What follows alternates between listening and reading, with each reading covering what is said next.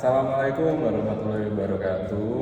Kami dari kelompok 10 akan mempresentasikan hasil dari kerja kelompok kami yang berjudulkan materi posisi dan peran Indonesia dalam kerjasama di bidang teknologi dan pendidikan dalam lingkup ASEAN.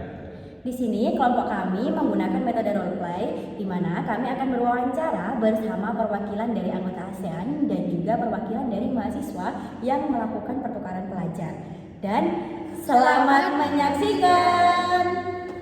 Selamat siang buat semuanya. Di sini saya bersama narasumber hebat 3 orang di samping saya. Sebelum itu perkenalkan, nama saya Kakak Ramdhani dengan akhiran NIM 4182 sebagai jurnalis bidang pendidikan dan teknologi.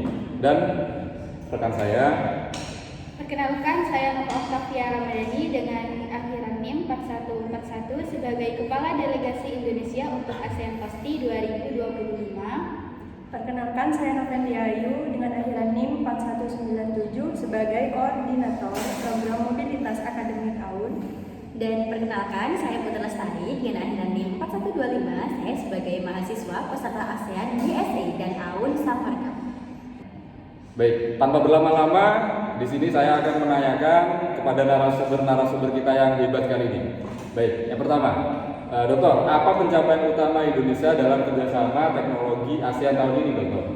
Nah, jadi salah satu pencapaian penting adalah keberhasilan Indonesia menjadi tuan rumah ASEAN Pasti ke-87 dan ASTI ke-21.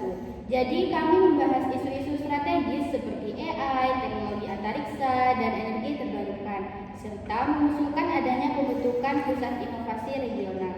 Baik, terima kasih Dokter. Sekarang saya akan menanyakan selanjutnya ke Profesor.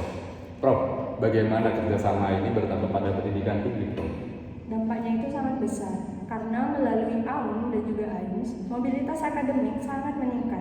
Mahasiswa dan dosen Indonesia kini lebih aktif dalam pertukaran dan kolaborasi riset lintas negara. Baik, sekarang Adik Tari, bagaimana pengalaman Anda sebagai peserta program ASEAN, Adik Tari? Nah baik, di AUN Samarkand ini saya belajar bersama mahasiswa dari 10 negara ASEAN. Nah, kami berdiskusi tentang pendidikan inklusif dan juga teknologi pembelajaran. Nah, itu membuat kami sangat memperluas wawasan tentang ASEAN. Baik, cukup menarik ya. Sekarang, Dokter, bagaimana ya posisi Indonesia dalam DIVA, Dokter? Nah, jadi Indonesia itu memimpin perundingan substansial dalam DEVA. Jadi kami di sini mendorong penyelarasan regulasi digital antar negara dan perlindungan data. Jadi itu penting untuk membangun interoperabilitas sistem digital ASEAN. Baik, terima kasih. Selanjutnya, Prof, bagaimana kurikulum kita beradaptasi dengan kerjasama tahun ini? Nah, saat ini kami sedang menyusun kurikulum kolaboratif yang responsif terhadap tantangan digital dan juga sosial. Ini dapat memperkuat kompetensi global dan pemahaman lintas budaya mahasiswa. Baik, sekarang Adik Tari. Anda kan juga ikut ASEAN di SE. Bisa diceritakan nih gimana itu? Baik, di ASEAN GSA ini saya dan tim mengembangkan solusi data untuk ketimpangan pendidikan.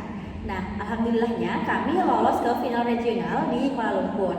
Nah, itu merupakan pengalaman yang benar-benar membentuk saya berpikir secara kritis dan juga solutif. Baik, cukup pintar sekali ya dari sekarang ya. Baik, di sini Dokter, bagaimana ini dampak kerjasama ini terhadap masyarakat Indonesia, Dokter? Nah, jadi dampaknya itu sangat luas, seperti literasi digital yang sudah meningkat, lalu tenaga kerja lebih siap menghadapi industri 4.0 dan inovasi lokal seperti pertanian cerdas sudah mulai berkembang berkat kolaborasi riset ASEAN. Baik, terima kasih. Selanjutnya, Prof, bagaimana dengan daerah terpencil, Prof? Untuk program literasi digital ASEAN sangat membantu pendidik di daerah 3T tersebut. Mereka kini lebih siap dalam menghadapi pembelajaran daring dan juga tantangan di informasi digital. Baik, Adik Tari, apa harapan Adik Tari itu ke depannya, Adik Tari?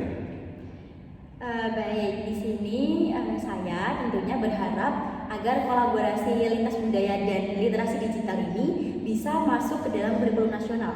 Generasi muda juga harus jadi pelaku perubahan, bukan hanya sebagai penonton saja. Baik, sudah cukup ya pertanyaannya untuk narasumber-narasumber kita hari ini. Kesimpulan dari wawancara kali ini adalah kerjasama Indonesia dengan ASEAN 2025 mendorong inovasi teknologi, peningkatan literasi digital, dan juga mobilitas akademik.